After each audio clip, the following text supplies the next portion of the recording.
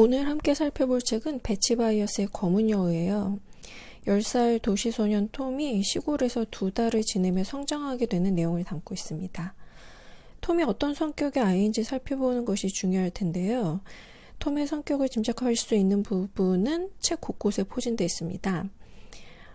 책 첫머리부터 나는 집에 있는 것이 더없이 행복했다는 표현이 나와요. 10살 소년이 말이죠. 하루 종일 나가 놀아도 부족할 텐데 집에 있는 것이 더없이 행복한 소년이라고 스스로 얘기합니다. 또 톰, 너는 새로운 것을 좋아하지 않는다는 게 문제야 라고 엄마에게 지적받는 부분도 나오고요. 아빠에게서는 한 번이라도 너 말고 다른 사람 생각도 좀 해라 라는 말까지 듣습니다. 다치거나 걱정거리가 있으면 금방 울어버리곤 했다는 부분도 나오고요. 한마디로 톰은 소심하고 유약한 아이라고 할 수 있을 것 같아요. 자신이 쳐놓은 울타리 밖으로 나가는 것을 두려워하는 그런 소극적인 성격의 소년이죠. 하지만 그게 별 문제는 아니라고 생각합니다. 그냥 어린 아이의 전형적인 특성이라고 할 수가 있어요. 누구나 아이일 때는 경중의 차이가 있지만 세상이 두렵고 자기중심적이고 그런 면을 다 가지고 있잖아요.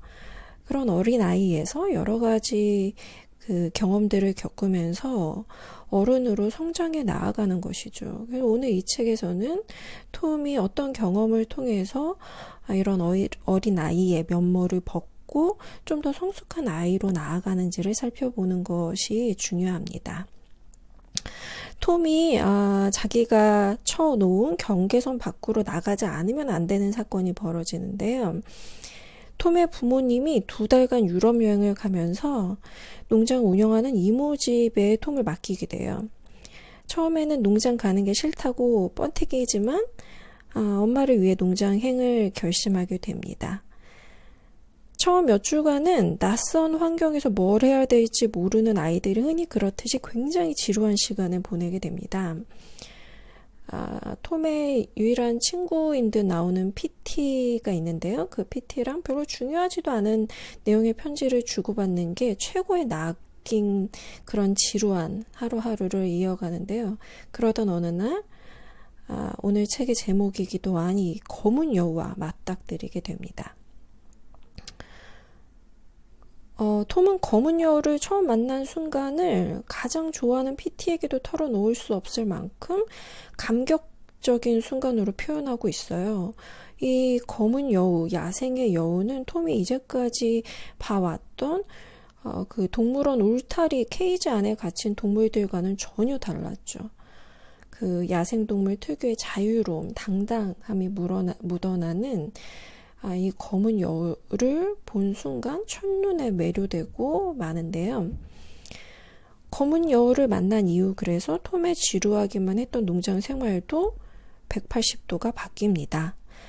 검은 여우를 한 번이라도 더 보려고 여우 뒤를 쫓는가 하면 숲을 하루 종일 헤매고 돌아다니기도 하고 그러죠.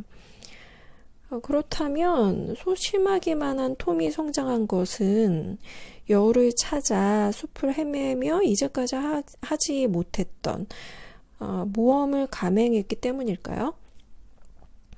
물론 그 영향이 없다고는 할 수 없을 것 같습니다. 하루 종일 방에 틀어박혀서 조립 모형 만들기만 하던 소년이 숲을 헤치며 용기와 담대함을 길렀다고 생각해 볼 수도 있을 것 같아요. 하지만 이 책에서는 훨씬 더 중요한 원인을 다루고 있습니다. 과연 그게 뭘까요? 이야기를 계속 이어가 보도록 하겠습니다. 농장의 그 톰의 이모부가 운영하는 농장에서 닭과 칠면조가 물려가는 사건이 연거푸 벌어지고 그래서 여우가 그 범인으로 지목이 되면서 여우 사냥이 벌어집니다. 청천벽력 같은 일이 벌어진 거죠. 그 걱정거리가 생기면 그 금방 터져버리고 마는 그 울음이 나올 것만 같았는데 톰은 꾹 참고 어떻게든 여우를 지켜낼 방도를 찾기 위해 이모부의 사냥에 따라 나섭니다.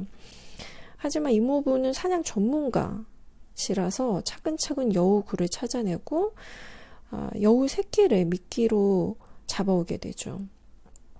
이미 이 여우는 그 사냥꾼들에 의해서 새끼 이 한 마리를 제외하고 모든 새끼를 잃은 그런 어미 여우예요. 톰이 이 검은 여우의 뒤를 쫓으면서 여우 굴도 발견하고 여우의 그런 형편과 사정을 다 알게 되고 더 여우에 대한 연민과 사랑을 키워왔는데 이 여우의 한 마리 남은 새끼를 이모부가 미끼로 잡아오게 됩니다. 톰은 자신의 무력함에 뭘 어떻게 해야 될 줄 몰랐는데 하지만 그날 밤 아주 중대한 결심을 하게 되죠. 바로 이모부가 미끼로 잡아온 이 새끼 여우를 풀어주어서 어미 품으로 돌려보내기로 결심한 거예요. 톰이 검은 여우의 그 아름다움에 한눈에 매료돼서 점점 사랑하게 되는데요. 이 누구나 아름다운 것을 보면 사랑스럽다는 마음을 가질 수가 있습니다. 그것은 당연한 것이죠. 하지만 톰은 그냥 이런 사랑스럽다는 감정에만 머무르지 않고 이 자기가 사랑한 여우에 대한 책임을 다하려고 자기가 이제껏 내어보지 못한 일생 최대의 용기를 내고 위험을 감수하는 건데요. 바로 이 책임을 사랑하는 대상에 대한 책임을 다하려고 최선의 노력을 다하는 과정을 통해서 어린 아이에 불과했던 톰이 성숙한 아이로 점점 성장해 나아갔다고 볼 수가 있겠습니다. 이 사랑에 책임을 다하려는 게 왜 성숙한 사람이라고 얘기할 수 있는 걸까요? 책임을 다하는 것은 희생이 따르기 때문에 성숙한 사람만이 할 수 있는 일입니다. 부모님이 얼마나 많은 희생을 감수하며 자녀를 건강하고 행복하게 키울 책임을 다하시는지를 생각하면 금방 이해가 될 것 같아요. 이와는 반대로 아이를 키우는 책임을 다하지 못해서 밥도 안 주고 아이를 굶겨주기는 무책임한 부모 얘기가 종종 신문에 실리잖아요. 게임 중독에 빠진 부모, 갓난아이 방치에 숨지다 뭐 이런 헤드라인의 기사를 종종 보는데요. 비록 아이를 낳을 만큼 몸은 어른이지만 내면은 어린아이나 다름없는 사람인 것이죠. 그렇다면 톰은 여우를 지키기 위해서 어떤 희생을 감수해야만 했을까요? 새끼 여우, 케이지에 갇혀있는 새끼 여우를 풀어주기 위해서 톰은 자신의 2층 방에서 그 창문을 열고 2층 방 앞에 있는 나무를 타고 내려갈 계획을 세웁니다. 나무 타기 같은 것은 생전 해볼 생각도 안 했던 튜브가 없이는 연못 물에도 못 들어가는 운동신경 제로인 톰에게 이것은 엄청난 용기라고 할 수가 있겠죠.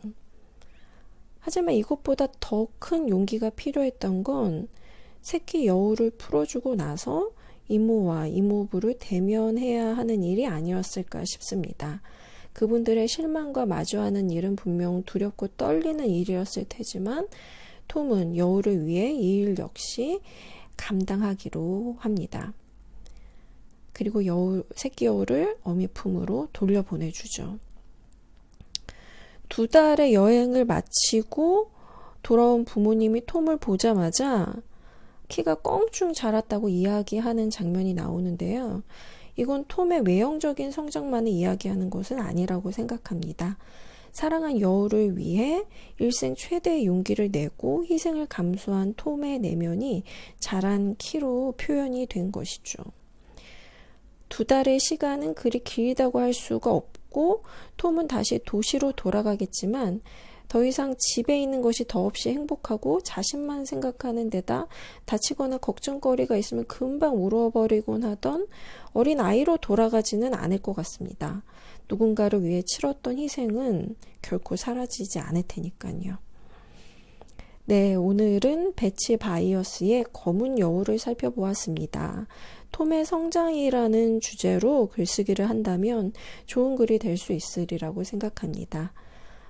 질문을 남겨주시면 최대한 답변해 드리도록 하겠습니다. 네, 들어주셔서 감사합니다.